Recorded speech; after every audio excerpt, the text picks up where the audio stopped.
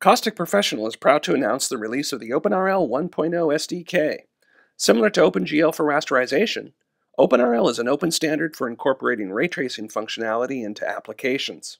It transparently makes use of a variety of compute platforms, including CPUs, GPUs, and other compute devices, giving developers portability and efficiency on any available hardware. In sharp contrast to proprietary ray tracing solutions, OpenRL is fully cross-platform as well as device-independent. It currently supports Windows, with support for Mac OS X and Linux to follow shortly. OpenRL supports both AMD and Intel CPUs, and we've recently added AVX support for Intel's new Sandy Bridge processors. We will also be adding support for GPUs in the very near future. Now here's where OpenRL sits on the software stack. We see that OpenRL hides the complexities of interfacing with different 3D accelerators by presenting a single, uniform interface. It's important to understand that OpenRL is not an interface to a full-featured renderer. Rather, the API provides low-level support for tracing rays and executing shader code, but does not directly implement features such as global illumination, anti-aliasing, or subsurface scattering. Developers looking to access these higher-level rendering functions can do so by licensing a renderer that supports OpenRL, such as the Brazil 3 SDK. Now let's take a look at some of the key features in OpenRL. OpenRL includes our new shading language, RLSL, which is based on GLSL and provides runtime compiled programmable shaders for ray tracing. Here's an example of RLSL code from our demo environment application running on the Mac OS X platform.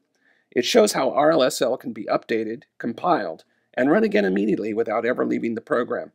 In commercial applications, this allows the designer or artist to continually modify an object shader until they achieve the desired look for the scene. The syntax of RLSL is nearly identical to GLSL, but includes features that promote the expression of ray tracing concepts to first-class citizens of the language. Another key feature in OpenRL is dynamic geometry. This is the ability to apply both rigid transformations to an object, such as scaling, rotation, and translation, but also non-rigid transformations such as warping and deformation. All this while maintaining full interactivity. Using our demo environment application again, the Sponza atrium model in this scene has 205,000 triangles, while the bolt has 25,000 triangles. We're applying dynamic deformation to the bolt that is driven by a vertex shader. Now the demo system is an 8-core Xeon Harpertown from 2008. We're achieving 3.2 million triangles per second on this system and can easily double that on a more modern machine.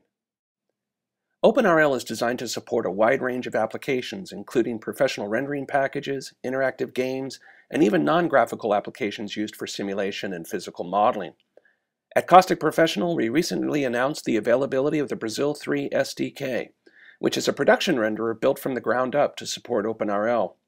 Here we are showing an example of Brazil 3 for Autodesk 3ds Max, and we also have plugin development underway for Autodesk Maya and McNeil & Associates Rhino.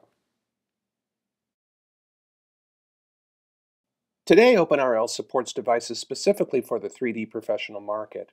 And going forward, Imagination intends to use caustic ray tracing technologies to disrupt mainstream graphic markets as well.